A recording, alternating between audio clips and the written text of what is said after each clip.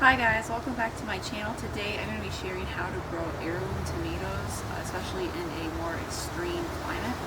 And I have several varieties here. And it is actually December right now, and up north some people might be jealous, but here in the south we can grow tomatoes in the winter. In my area we do get frost, it does get really cold, and so we have to take some extra measures in order to grow tomatoes here. In the summer, it does get a little bit too warm to grow tomatoes, so except for maybe cherries, but the full-size tomatoes, it's hard to grow during the summer because of the heat. So I like to start my tomatoes in the beginning of June, and then I plant them outside in my garden the beginning of August, and then they start to become more mature during September, October, and just now here in November, it's December now, but in November here I just started to pick a few ripe tomatoes, but most of them are still green, and I'm hoping they'll hurry up soon because I want to be done by Christmas. But it's important to know when you're starting tomatoes, you have to get them in some really good potting soil, seed starting mix. I usually add a little bit of bone meal and blood meal to my seeds when I start them, just to give them a little extra nutrition, because when I haven't done that, I've had plants to get sick quickly. So I always add just a little pinch in each container, or where I'm planting each seed, and I start them in 4-inch pots, and then I upplant them to half-gallon pots. So just a few weeks before you plant them outside, they'll be ready for those half-gallon containers, and they'll be quite large, and you'll be pushing it, trying to get them out into the garden. But I have about 18 plants here in a 4-foot by 8-foot space, and some people might think that's a little bit dense, but they actually have worked out quite well, and I'm able to plant them that close together because I use the lower and lean method to grow them. So I grow them, and I'll show you in a second, on strings that are attached to a frame, and I prune them pretty well, so that prevents them from getting crazy and wild and all tangled up in each other. Some reasons why you might want to do the lower and lean method, and I highly recommend it for indeterminate tomatoes like heirloom tomatoes, is because it gives you a little more space. It allows you to grow in a small area, get more plants in a small area. So when the plant gets all the way up to the top, what you do is you loosen the string and you lower the plant, and you gotta make sure the bottom of it's pruned so you don't have leaves all over the ground, but you have the bottom of it pruned kind of like a tree. It looks like a tree, and then you lean it down, and then that allows more space on the top for it to continue growing. If you do it on a trellis or something like that, you're gonna end up having a plant that's like 10 feet tall.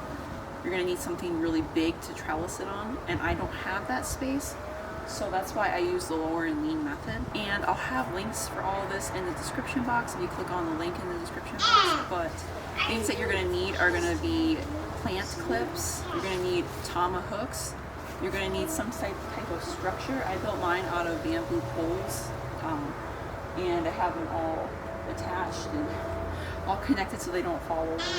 And this actual structure actually helps to prevent it from falling over.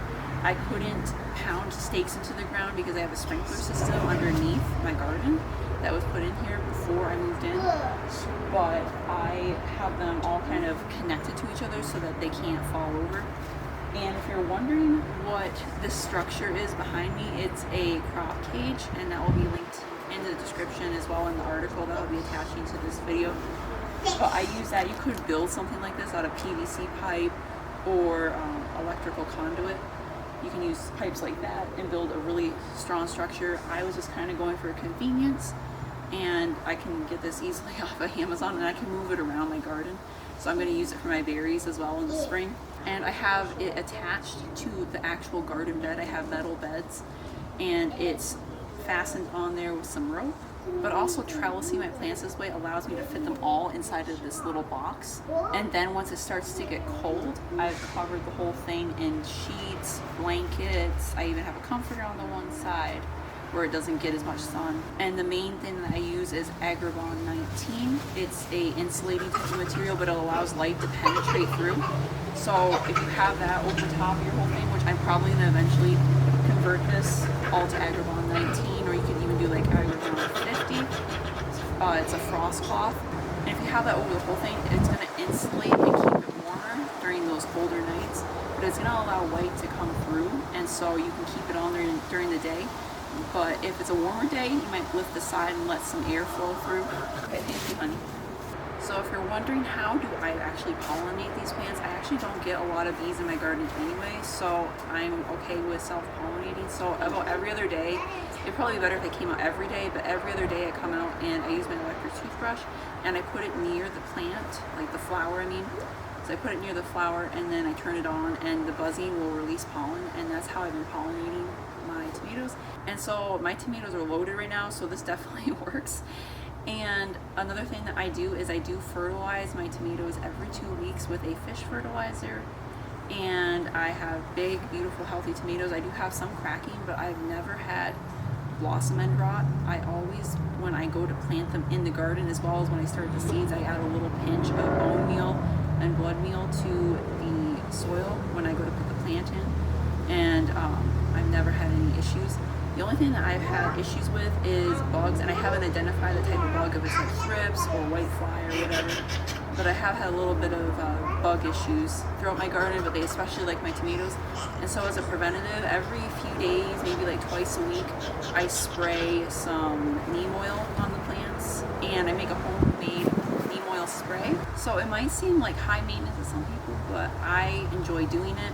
And I really want heirloom tomatoes, so that's why I go to great lengths to do this. Some regular maintenance things that you'll have to do is pruning. You'll need to prune the bottom part of the plants. You'll need to prune suckers. You'll need to prune out, like if it gets really bushy, I kind of prune it out a little bit. And that allows you to grow it straight up like a tree. And as it grows, you're going to continue to put more clips on the plant. You're going to clip it up as it grows onto the string. So I make sure before I put my plants in my garden that my structure is all set up. And then as I'm planting, I'll put the tom hooks on the plant. And I have the tom hooks attached to the top of the structure with a zip tie. And it's very secure. I use industrial zip ties. And then for when it gets cold, I have a little tiny heater in here, and that keeps it warm. And it's been down to like 20 degrees, and my tomato plants are still surviving. So I just want to make this quick video just to show you how to grow heirloom tomatoes in a more extreme climate. Here it's very difficult because there's a very short window to grow tomatoes. There's only a short window when it's actually nice outside. It's either really hot or it gets cold here. So this is a season extender for me, and this might also work for something like strawberries too in this area, but I haven't tried it. But for tomatoes it works really well, and this is pretty much the only way you're going to get heirloom tomatoes in a climate like this. So I hope this gave you a few ideas. Maybe you've tried to grow tomatoes in the past and they failed on you, or it's not a challenge. It's difficult growing heirloom tomatoes because they mature slowly throughout the season. So if you have any questions, please leave a comment down in the description and I'll help you out. So please be sure to like, share, and subscribe, and I'll see you guys again soon. Be well, guys.